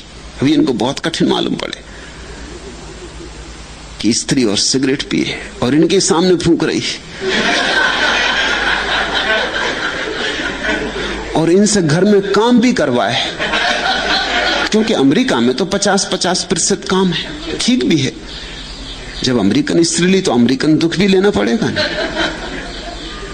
तो काम बांट दिया उसने। एक दिन मैं नाश्ता बनाऊंगी, एक दिन आप बनाएं। अब बना रहे हैं पकौड़े सुबह से और आंखें उनकी धुआं दे रहे हैं। वो मुझसे पूछते क्या करूं? मैंने कहा इसमें कुछ करना नहीं है, तुम विदेशी दुख लिए हो, तुम्हें देसी दुख नहीं जचा। फिर वो शाम को खेलने भी जाएगी टेनिस। इनको वो चिंता लगे कि वो टेनिस खेलने गई। उसको खेलने दो भाई, खेलने की बात नहीं। वो मुझसे कहे वहां लोगों के गले में हाथ डाल के घूमती। विदेशी दुख तो विदेशी दुख है। कठिनाइयां हैं। गरीब अपनी सीमा में जीता, किसी तरह अमीर हो जाता तब उसको पता चलता कि तो मामला बिगड़ गया, ये कहां से कहां पहुंच गए।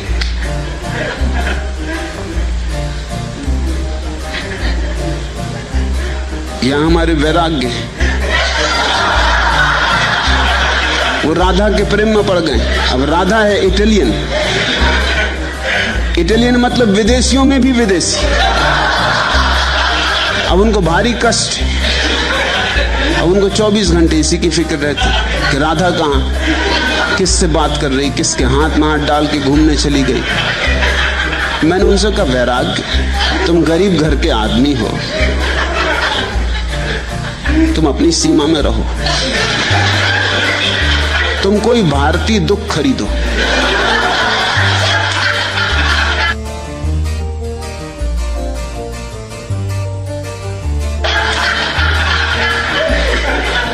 तो आदमी बड़ा दुखी था। बुद्ध कहते हैं दुखी होना ही आदमियत है। इसमें कारण मत खोजना कि यह कारण वह कारण। आदमी जहां भी होगा दुखी होगा। जब तक आदमी के पार ना हो जाए तब तक दुखी होगा। आदमियत कारण है। तो तुम दुख बदल ले सकते हो, मगर इससे कुछ फर्क ना पड़ेगा। उस पर बुद्ध की ज्योति पड़ी। ये बुद्ध की ज्योति पड़ने का क्या मामला है? अपने खेत में चलाता होगा हल बखर। बुद्ध वहां से रोज निकलते होंगे। वो बिहार के पास ही खेती बाड़ी करता था। देखता होगा रोज बुद्ध को जाते। ये शांत प्रतिमा, ये प्रसादपूर्ण व्यक्तित्व।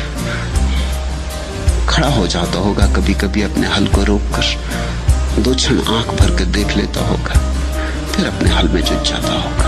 ये रोज होता रहा होगा। जैसे रसरी आवत जात है सिल पर पड़त निशान। पत्थर पे भी निशान पड़ जाता है, रस्सा आता रहे जाता रहे।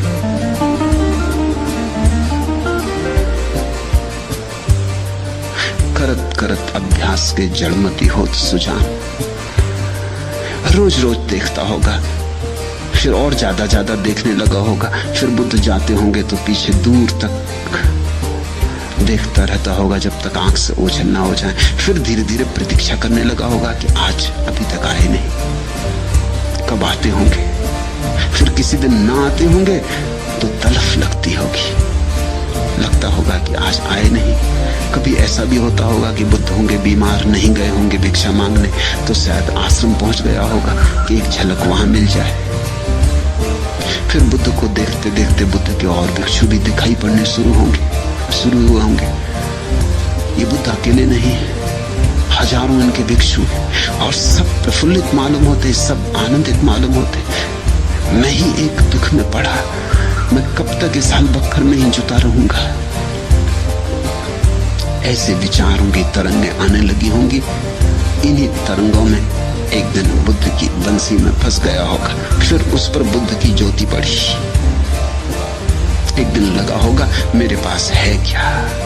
इस आदमी के पास सब था, राजमहल थे, खोजबीन की होगी, पता लगाया होगा यह आदमी कैसा, लगता इतना प्यारा और इतना सुंदर, और है भिखारी, लगता सम्राटों का सम्राट। तो चाल में इसकी सम्राट का भाव है, भाव भंगिमा इसकी कुछ और है। ये होना चाहिए राजमहलों में, ये यहाँ क्या कर रहा आदमी। पता लगाया होगा, पता चला होगा सब था इसके पास, सब छोड़ दिया। इसको विचार उठने लगे होंगे कि मेरे पास कुछ भी नहीं, ये एक हल है, ये नंगल, बस ये मेरी संपत्ति है और मेरे पास है क्या छोड़ने को। मैं भी क्यों ना इस आदमी की छाया बन जाऊं, मैं भी क्यों ना इसके पीछे चल पड़ूं। एक आध बूंद शायद मेरे हाथ भी लग जाए जो इसका सागर है उसकी। और जब इतने लोग इसके पीछे चल रहे हैं और पा रहे हैं, माना कि मैं अभागा हूं, लेकिन फिर भी शायद कुछ हाथ लग जाए। धीरे धीरे रस लगा होगा, राग लगा होगा। धन्य भागी हैं वे जिनका बुद्धों से राग लग जाए, जिनको बुद्धों से प्रेम हो जाए, क्योंकि उनके जीवन का द्वार खुलने के करीब है। फिर तो एक दिन संन्यास्त हो गया, किंतु संन्यास्त होते समय उसने अपने हल नंगल को बिहार के पास ही एक वृक्ष पे टांग दिया। सोचा होगा कि क्या भरोसा, अनजान रास्ते पे जाता हूं,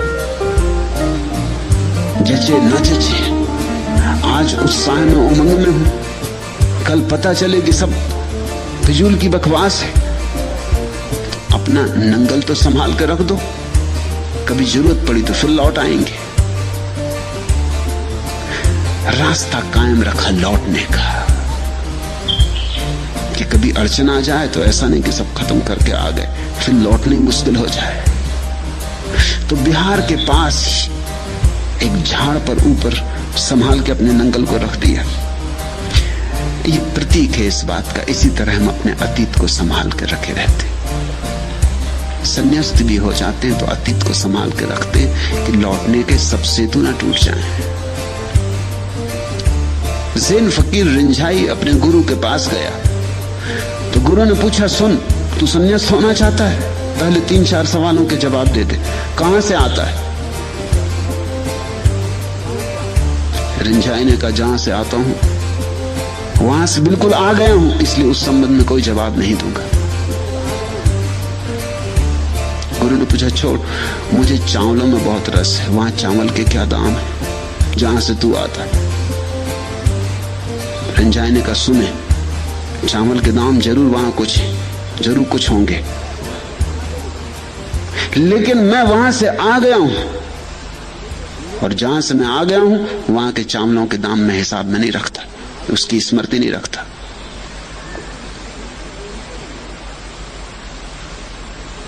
गुरु ने कहा, एक बात और, किस रास्ते से आया, कहां कहां होके आया?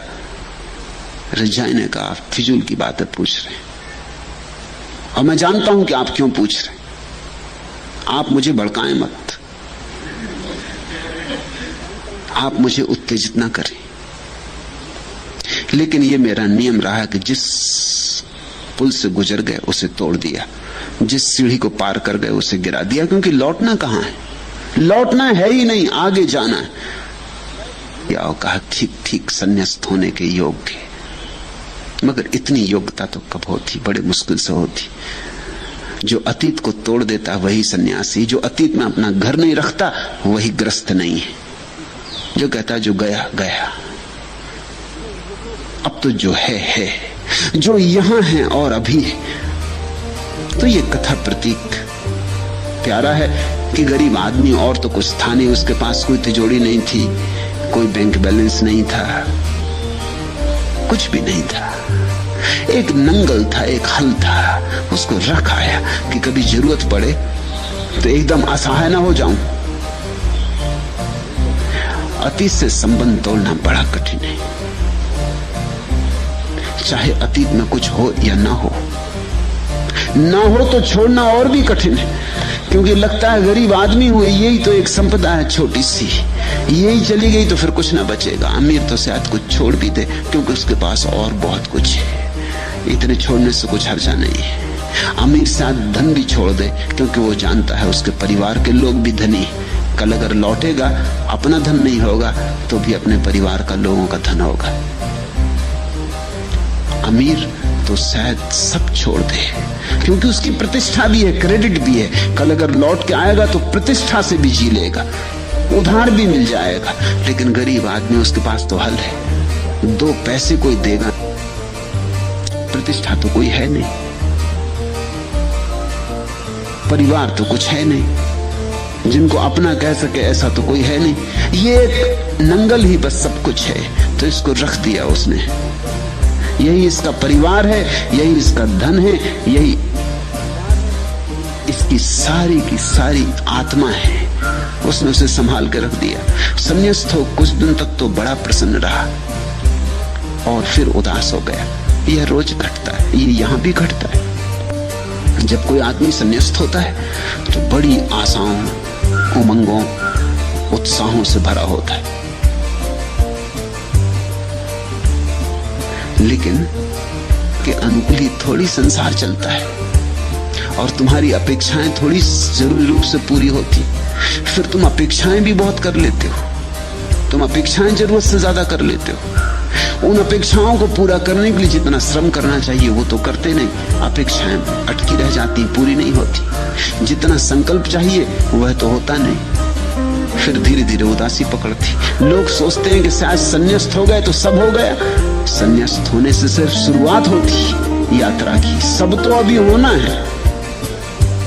मेरे पास लोग आ जाते, वो कहते हैं बस संन्यास दे दीजिए, फिर 2-4 महीने बाद आते हैं कि अभी तक कुछ हुआ नहीं, जैसे कि संन्यास से कुछ होने वाला है। संन्यास तो सिर्फ सूचना थी कि अब ले लिया, अब हो गया, अब जैसी जिम्मेवारी मेरी है, अब वो मुझे अदालत में ले जाने की इच्छा रखते कि अभी तक किया क्यों नहीं। तो ये आदमी संन्यास्त हो गया था, सोचता होगा बुद्ध के शिष्य हो गया, अब और क्या करना है। फिर उदासी आनी शुरू हुई होगी, क्योंकि बुद्ध कहते हैं विपस्सना करो, बुद्ध कहते हैं ध्यान करो, बुद्ध कहते हैं संकल्प करो, बुद्ध कहते हैं भीतर जाओ। ये जाता होगा भीतर, इसको नंगल दिखाई पड़ता होगा, झाड़ पे लटका नंगल जाता होगा भीतर। वही विचार आते होंगे पीछे, अतीत के सोचता होगा ये कहाँ की झंझट में, कहाँ भीतर जाना, कहाँ है भीतर, क्या है भीतर, अंधेरा अंधेरा दिखता होगा, भीतर जाना। ये तो सोचे नहीं था, बुद्ध को देखा था, बुद्ध की महिमा देखी थी, बुद्ध का गौरव देखा था, बुद्ध का प्रकाश देखा था, उसी लोभ में पड़ के संन्यास्त हो गया था। अब ये करना भी पड़ेगा कुछ, ये तो सोचता था ऐसे मिल जाएगा, पीछे चलते चलते मिल जाएगा। तो कई दफे उदासी आ जाती। पहली दफा जब उदासी आई तो उसने सोचा इसमें कोई सार नहीं, ये अपना काम नहीं। गया, उचट गया वैराग्य से मन, पहुंचा अपने वृक्ष के पास, सोचा हल को लेकर पुनः ग्रस्त हो जाऊं। लेकिन मन ऐसा ही क्षणभंगुर है, सोचता है कि मन बहुत उदास है, मैं क्या करूं। मैं कहता हूं 3 दिन बाद आओ। वो सोचता 3 दिन बाद मैं उपाय बताऊंगा। 3 दिन बाद वो आता, वो कहता अब मन उदास नहीं। मैंने कहा वापिस जाओ,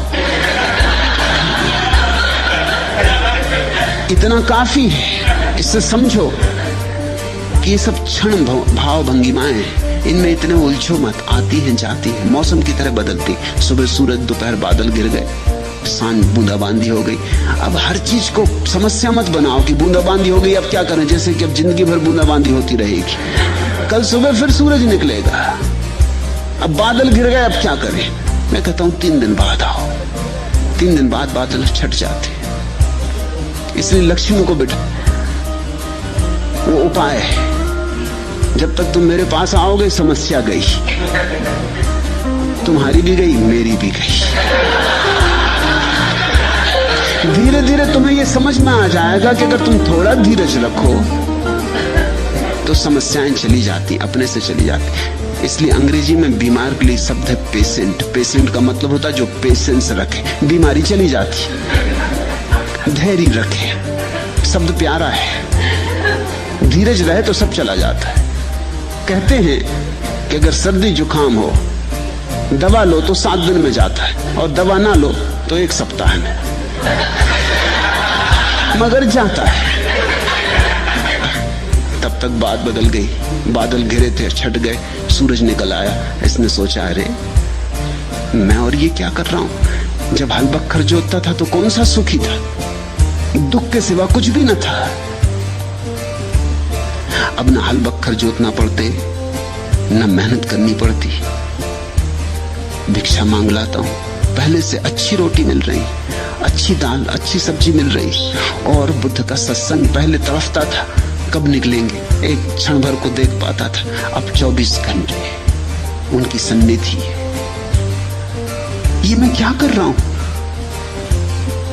सोचा होगा कि इतनी बड़ी संपदा पाने चला हूं, बुद्धत्व। थोड़ा बुद्ध कहते, मैं भी किसान हूं, मैं भीतर की खेती बाड़ी करता हूं, भीतर बीज बोता हूं, भीतर की फसल काटता हूं।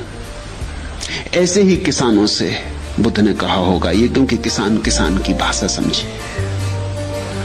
सोच के कि ये तो मैं गलत कर रहा हूं, ये तो मैं व्यर्थ कर रहा हूं, ये तो मैं किस दुर्भाग्य में सोचा कि वापस लौट जाऊं। नहीं नहीं, ऐसा सोचकर विचार कर फिर दृढ़ निश्चय हो वापस लौट आया। उसे अपनी मूर्ता देखी और पुनः सन्यास के उमंग से भर गया। फिर यह तो उसकी साधना ही हो गई, क्योंकि कोई एक दिन आ गई, उदासी चली गई। ऐसा थोड़ी बादल एक दिन घिरे और चले गए, बार बार घिरे। बार देखा अपने नंगल को, उस नंगल को देख के उसके अपने पुराने दिन सब साफ हो जाते कि वहीं कौन सा सुख था, महानरक भोग रहे थे। उससे अब हालत बेहतर है, अब चीजें सुधर रही और धीरे धीरे शांति भी उतरती। और कभी कभी मन सन्नाटे से भी भर जाता है। और कभी कभी बुद्ध जिस शून्य की बात करते हैं उसकी थोड़ी सी झलक, हवा का एक झकोरा सा आता है। और बुद्ध जिस ध्यान की बात करते हैं, यद्यपि पूरा पूरा नहीं संभलता, लेकिन कभी कभी खिड़की खुलती, क्षण भर को सही, मगर बड़े अमृत से भर जाती। ये हो तो रहा है, अभी बूंद बूंद हो रहा है, कल सागर सागर भी होगा, बूंद बूंद से तो सागर भर जाता। ऐसा बार बार जाता और बार बार वहां वापस लाता। ऐसा अनंत बार हुआ होगा। भिक्षुओं ने उसे बार बार जाते देखकर तो उसका नाम ही नंगल कुल रख दिया। वो कहने लगी यही इसका परिवार है, क्योंकि आदमी अपने परिवार की तरफ जाता है। कोई अपनी पत्नी को छोड़ आया तो सोचता है वापस जाऊं, फिर अपनी पत्नी को लेकर ग्रस्त हो जाऊं। कोई अपने बेटे को छोड़ आया, सोचता है जाऊं, अब बेटे को फिर स्वीकार कर लूं और ग्रस्त हो जाऊं। इसका कोई और नहीं है, ये नंगल कुल है, इसका एक ही कुल है, एक ही परिवार, वो नंगल। उसमें कुछ है भी नहीं सार, उसको कोई चुरा भी नहीं ले जाता, झाड़ पे अटका है, कोई ले जाने वाला भी नहीं है गांव में, मगर यही उसकी कुल संपदा है। उसका नाम रख दिया नंगल कुल। वो न मालूम कितनी बार गया, न मालूम कितनी बार आया। एक दिन हल के दर्शन करके लौटता था कि अरहत्व को उपलब्ध हो गया। पकती गई बात, पकती गई बात, पकती गई बात। एक दिन फल टपक गया। एक दिन लौटता था नंगल को देखकर और बात स्पष्ट हो गई। अतीत गया, वर्तमान का उदय हो गया। अरहत्व का अर्थ होता है चेतना वर्तमान में आ गई। अतीत का सब जाल छूट गया, सब झंझट छूट गई। यही क्षण सब कुछ हो गया। इस क्षण में चेतना निर्विचार होकर प्रज्वलित होकर जल उठी और फिर उसे किसी ने दोबारा नंगल को देखने जाते नहीं देखा। स्वभावतः भिक्षुओं को जिज्ञासा उठी, पूछा आवुस नंगल कुल। जब तक संसर्ग रहा तब तक गया, अब तो नाता टूट गया। अब न मैं नंगल का न नंगल मेरा। अब तो मेरा कुछ भी नहीं, अब तो मेरे भीतर मैं भी नहीं। अब तो जंजीरें टूट गई, अब तो मैं मुक्त हूं। लेकिन भिक्षुओं को ये बात सुन के जची नहीं। जची इसलिए भी नहीं कि कोई पसंद नहीं करता ये कि हमसे पहले कोई दूसरा मुक्त हो जाए, हमसे पहले और ये नंगल कुल हो गया। ये तो गया बीता था, आखिरी था। इसको तो लोग जानते थे कि है ये गांव का गरीब, यही खेती बाड़ी करता रहा, फिर सन्यासी भी हो गया तो कोई बड़ा सन्यासी नहीं, वो नंगल कुल। बार बता मैं मुक्त हो गया। लेकिन जो औरों को नहीं दिखाई पड़ता वह सद्गुरु को तो दिखाई पड़ेगा। तुम्हें दिखाई पड़ेगा, उसके पहले सद्गुरु को दिखाई पड़ेगा। बुद्ध ने करुणा से उन भिक्षुओं की ओर देखा। करुणा से क्योंकि वो ईर्ष्यावश ऐसा कह रहे, करुणा से क्योंकि राजनीति प्रवेश कर रही उनके मन में, करुणा से क्योंकि उनके अहंकार को चोट लग रही। कोई वर्षों से सन्यासी था, कोई बड़ा पंडित था, कोई बड़ा ज्ञानी था, कोई बड़े कुल से था, राजपुत्र था, इनको नहीं मिला और नंगल कुल को मिल गया। वो तो अछूत था, आखिरी था। बुद्ध ने कहा, भिक्षुओं, मेरा पुत्र अपने आप को उपदेश देता है अपना हाथों से। ये बड़ा अद्भुत है नंगल पुत्र। इसकी महत्ता यही है कि इसने धीरे धीरे करके अपने को स्वयं अपने हाथों से उठा लिया। ये बड़ी कठिन बात है। लोग दूसरे के उठाए उठाए भी नहीं उठते। उसे जो पाना था उसने पा लिया और जो छोड़ना था वह छोड़ दिया। तब बुद्ध ने ये गाथाएं कही, अत्तना चोद यत्तानम पतिवासे अत्तमत्तना सो अत्तकुत्तो सातिमा सुखम भिक्खु व्याहिसी। जो आप ही अपने को प्रेरित करेगा, जो आप ही अपने को संलग्न करेगा, वह आत्मगुप्त स्मृतिवान भिक्षु जाग जाता है और किसी को कानो कान खबर भी नहीं होती। अत्ता ही अत्तना नाथो अत्ता ही अत्तनो गति तस्मा संजमत्तानम असम भद्रम व वाणिजो। मनुष्य अपना स्वामी आप है, आप ही अपनी गति है। ये बुद्ध का परम उपदेश है। अत्ता ही अत्तनो नाथो अत्ता ही अत्तनो गति। किसी दूसरे की कोई वस्तुतः जरूरत नहीं। अगर तुम अपने को जगाने में लग जाओ, निश्चित ही जाग जाओगे। अत्ता ही अत्तनो नाथो, मनुष्य अपना स्वामी आप। अत्ता ही अत्तनो गति, अपनी गति आप। आत्म